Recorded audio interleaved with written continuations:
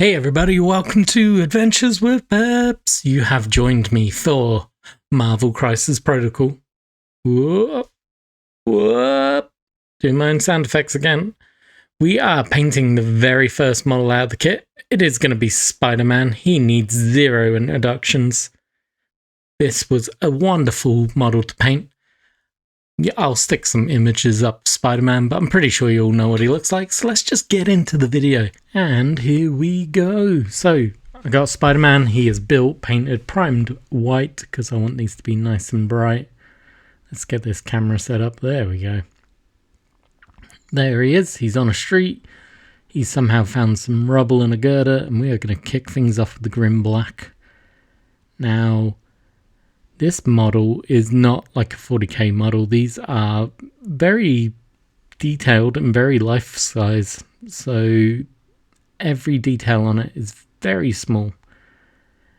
I hear the term soft used a lot. Basically, all that means is certain details like the eye, which I'm now painting, doesn't stand out as far as it would have on a 40k model. I guess Games Workshop over-exaggerate their models in certain aspects, and then it becomes the heroic scale, whereas Warlord Games and this Marvel Crisis Protocol set both go for a more realistic look to their models, which I'm actually a big fan of. I'm quite happy. It just means I have to be a lot more patient and a lot more careful. Unfortunately, when I was trying to paint this model, Ottawa was in the middle of a heat wave, and the speed paint was drying super quick. So very early on there, you can see me dipping my brush quite a lot. Now it's purely because the paint is drying quicker than I can actually do anything with it. In a weird change of fates for me, I'm starting with the darkest color, which is black, and that is purely because the only black on this model are the fiddliest areas, where I feel that if I mess it up, I can at least go over in white and fix it back. Whereas if I tried to do the black at the end, I could mess up the red, and then it's just going to be a nightmare to fix. With the black complete, I'm going to give that some time to dry and mess around on the base. I'm using Absolution Green on the metal plate that's there. You're probably thinking, why green? And the answer is, why not? I really didn't know what to do it as, to be frank. It's set in New York. It should, I guess, probably be like a rusty brown red. It just looked boring in my mind if I did it realistic, so I went for a brighter color. I think it will help pop with the red and blue. And talking of blue, we are going to start off his suit. So I'm going to grab the magic blue, and we are going to slap that on everywhere that's meant to be blue. Now, I was a big fan of the 90s cartoon Spider-Man, along with, obviously, the X-Men cartoon series that I'm sure many of you remember. So the opportunity to paint these models up in the 90s schemes was just something that really called to me. I'd been humming and hawing about the Marvel kit for a while, and then I just finally decided to pull the trigger, and I'm so glad I did. The models in the starter set are so cool. I've had Ghost Spider and Miles Morales for a while now, painted up on the shelf, and I knew I had to get more. It was just whether I was ready to invest or not, and I think I'm ready to invest now. So let's just speed through this, and we will get on to the next step.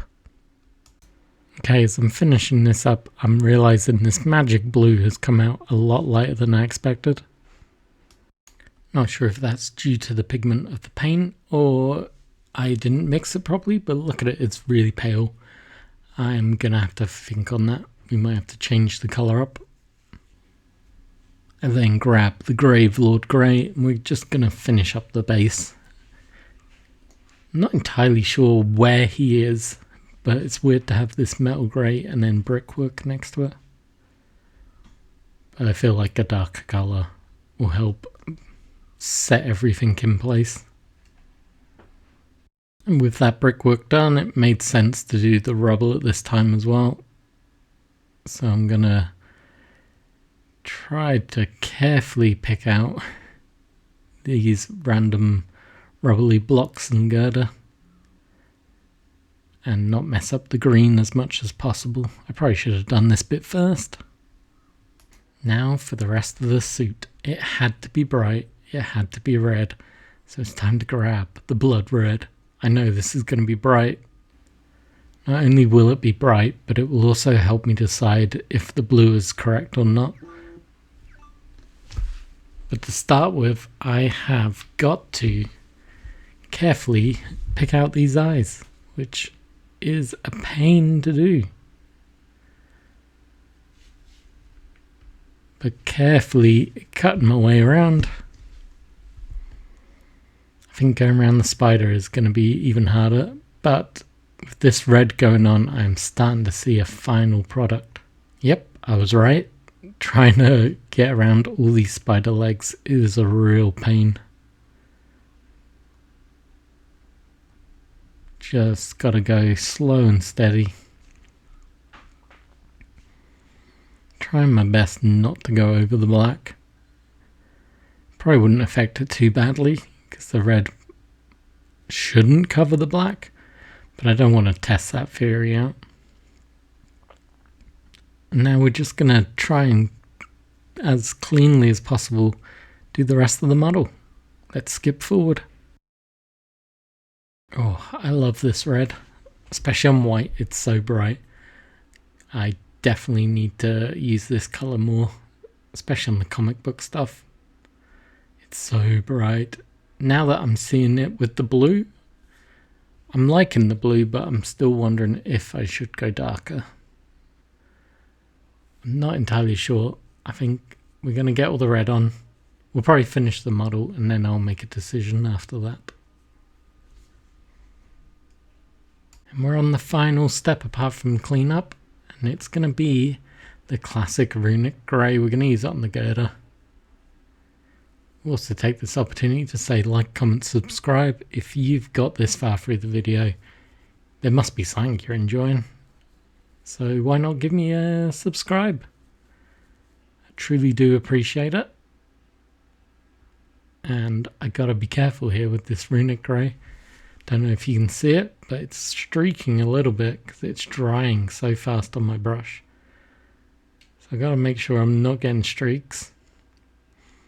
Also, weirdly, the white inside the girder was being a bit hydrophobic, meaning that the contrast speed paint was separating a lot quicker from it. Luckily, it was only in that one little patch and I was able to fix it up afterwards, but you'll just see me whip around.